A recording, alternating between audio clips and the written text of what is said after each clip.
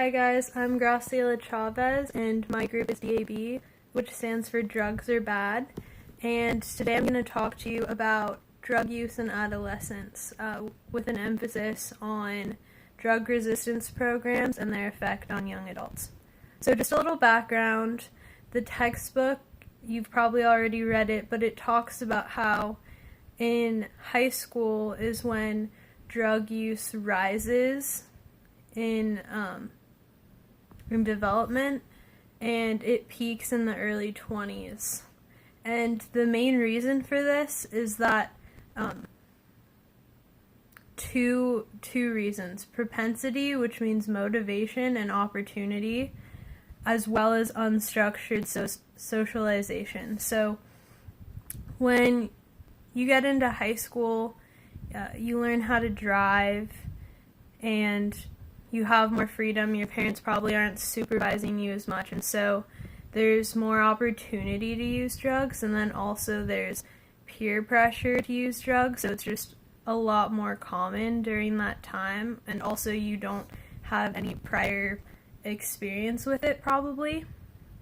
And culture also affects substance use.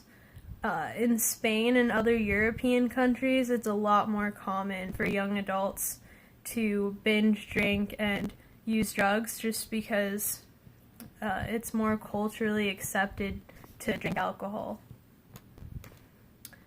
I also have a little picture for you. It might be hard to see. Oh, I can't turn it on my screen. Never mind. You'll see it if you look at the presentation. So, moving on, I'm going to talk about the DARE program.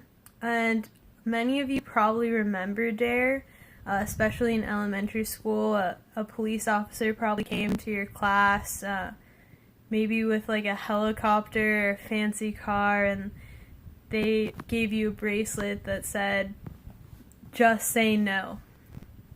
And the term "just say no" was coined by Nancy Reagan, and it was used by the DARE program as a way to tell kids that the way you resist drugs is that you just say no. And a little background about DARE. They started in Los Angeles in the early 80s, and it was run by a guy named Daryl Gates, and he was the chief of police for the Los Angeles PD. And he also worked with teachers from the LA County School District to start this program. And DARE also stands for Drug Abuse Resistance Education. And what they did is they took research from USC and they used it in their program with an emphasis on raising self-esteem and resisting peer pressure. Now, unfortunately, USC was not willing to work with the DARE program because they wanted strictly police officers to talk, because they felt like that would be more believable for kids, because police officers are around people who use drugs. They know about the culture of drugs. But unfortunately, that just wasn't the case, because DARE didn't continue their research on, they didn't continue their research on drug use in adolescence, and so their program only worked short time. So, while it might teach kids to say no to drugs, eventually, later on in their life, it didn't really decrease adolescent drug use. And in some instances, there was research that there was the boomerang effect, which means that it actually made kids more likely to use drugs. And this information was never released to the public. But in that research, it did say that the DARE program was very popular, and so it continued regardless of the information that was presented to them, that it really wasn't effective at all. they continued into the late 90s. And then in the early 2000s, they lost most of their funding because it was a multi-million-dollar program, and they lost most of their funding because people finally found out that there just wasn't scientific research to back up that the program was working. And so they reframed DARE to a program called Keeping It Real, which actually used scientists and was based in scientific research. And what they focus on is decision-making skills and scenarios to help kids try to make the best decision possible.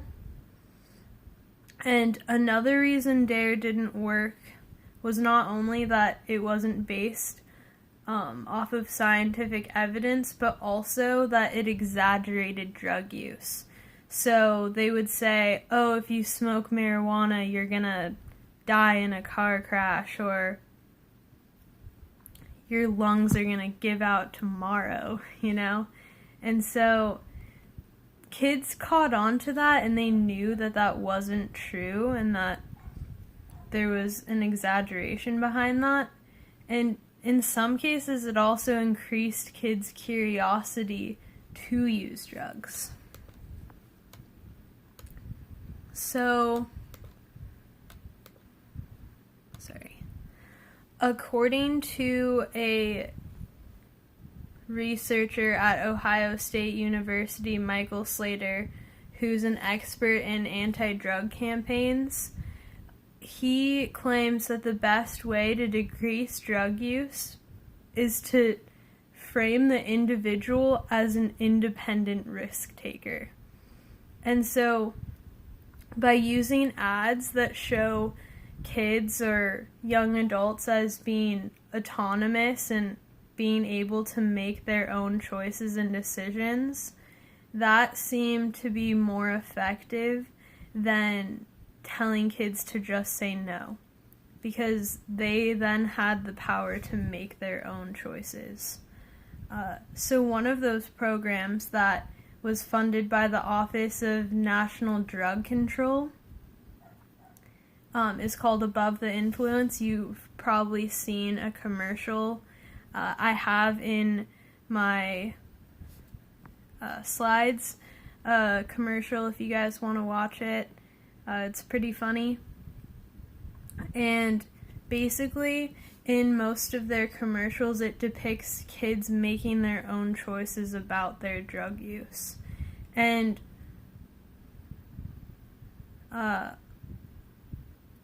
although it was more successful than the DARE program, one study found that Above the Influence mainly had an effect on 8th grade girls, and they were more likely to start using marijuana later in life. It had no influence on other drugs except marijuana, and there wasn't statistical evidence to prove that it worked on 8th grade boys or high school girls or boys. So although it did sort of work, it still wasn't very effective, and it didn't stop marijuana use. It just basically made it so that there was, I can't think of the word, sorry. It slowed down the onset of when they would start using marijuana. And that's it. Thank you.